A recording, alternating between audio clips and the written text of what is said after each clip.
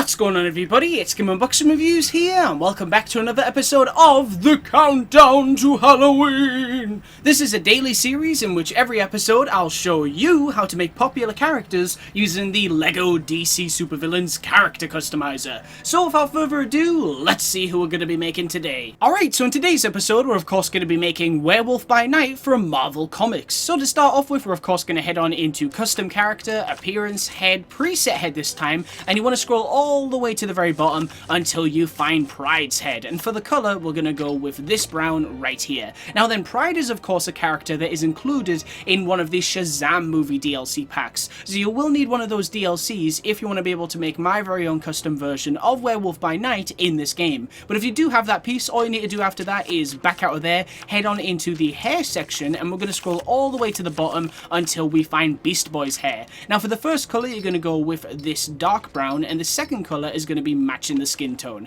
Nice. Now then, onto the body. So for the body we're going to go for preset body, and you want to scroll all the way to the very top until you find Man-Bat's body in this colour right here. And yet again, another DLC character, so you will need the Batman the Animated Series pack if you want to be able to make this exact design in your game. But once you've done that, you're of course going to back out of there, head on into the arms section, and for both arms we're going to go with bronze tigers matching the skin tone yet again. And we're also going to do the same with the hands as well. However, for the hips what we're going to do is scroll all the way to the very bottom until we find the Young Justice Superboy hips, which are of course these ones right here. And for the colour we're going to go with dark green. So yet again, another DLC character, but this is the best way to make the perfect Werewolf by Night in this game. And finally, of course, before we move on into the effects, we're going to head on into legs, both legs, and you're going to scroll all the way to the very bottom until you find Man-Bat's legs. And for the colour we're going to be going with dark green. Nice. Now then, onto the effects. So we don't need a left hand glow or a right hand glow, but for the hit impact effects we're going to turn that on. Make sure that you go with style 1, and for the colour we're going to go with black. And you're also going to do the same with the jump slam effect. So yet again we're going to turn it on, make sure that you go with style 1, and for the colour we're going to go with black, because as you can see here it leaves less of an effect as possible. Nice. Now then, before we move on into the abilities, we of course need to give Werewolf by Night some claws. So of course we're going to head on into the weapon section, we're going to scroll down to claws, claw type we're going to go with the animal claws, and for both weapon colours we're going to go with this one right here. Nice. Now then, onto the abilities. So we don't need to add any abilities to the tag button, and in fact we're only going to be giving Werewolf by Night 2 abilities. So to start off with, we're going to head on into the jump button, double tap X, double jump, turn that on, and we're going to go with double jump style 4. And finally for the abilities, we're of course going to back out of there, head on into the action button section, you're going to scroll down to hold square, and we're going to go with the lunge attack ability. So you're going to turn that on and make sure that you go with lunge style 3. Nice. Now then, onto the skills. So for Werewolf by Night skills, I just went ahead and gave him acrobatics, wall climbing, super strength, smash walls. We're also going to add tracking, so we're going to turn that on. Make sure that you go with the color as dark green, and finally of course we're going to add the stealth skill.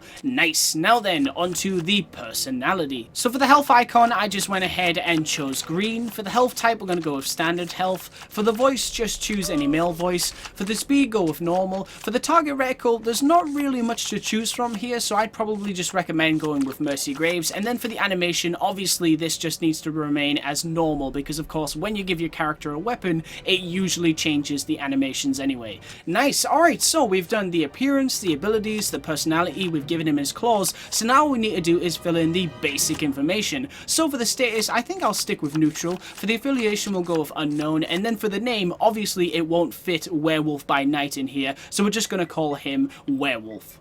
Nice. Alright, cool. So now of course what we're going to do is drop Werewolf by Night into the hub world and see just what he can do. And here he is. This is of course my custom made Werewolf by Night made in LEGO DC Supervillains. Now for those that don't know anything about this character, he has an extremely rich history within Marvel Comics. So at some point in 1975, Gregory Russoff attempted to avenge the death of his beloved wife Lucia by sneaking into Dracula's castle and staking the vampire king king before dumping his coffin into a river.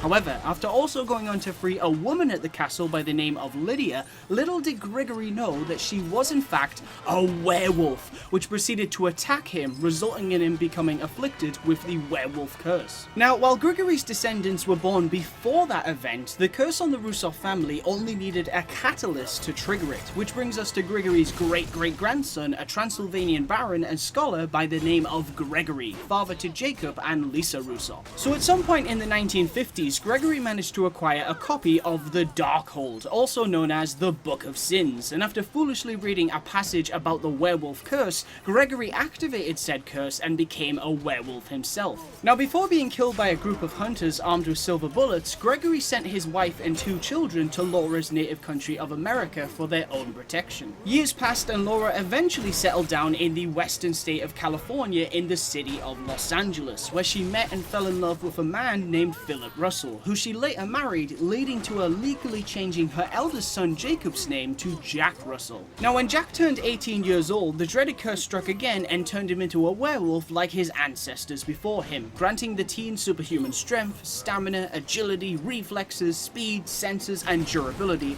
as well as additional claws and teeth, and even a regenerative healing factor. Now, what's interesting about Jack's powers is that through sheer force of will, usually by meditating on the image of a full moon, he can retain his normal intellect, is capable of speech, albeit with some difficulty, and even looks more like a classic werewolf. However, during a full moon, Jack will change against his own will, resulting in him looking and acting a lot more like a wolf, rather than a human-wolf hybrid. And that was the story of how Jack Russell became known as the Werewolf by Night. Pretty cool, right? Now, the reason that I wanted to include this character in this series is because of an extremely exciting rumor that has been going around lately, which seems to suggest that we could potentially see Jack soon make his live-action debut in the Marvel Cinematic Universe, possibly in the Moon Knight TV series on Disney+, which would make a lot of sense because, as some of you will know, Marc Spector did of course make his very first appearance in Marvel Comics in Werewolf by Night Volume 1, Issue 32 in 1975. But of course, we will just have to wait and see. Alright, so thank you so much for watching. I hope you enjoyed this episode of The Countdown to Halloween! Stay tuned for the next episode tomorrow, and as always, please remember to like, comment, and subscribe.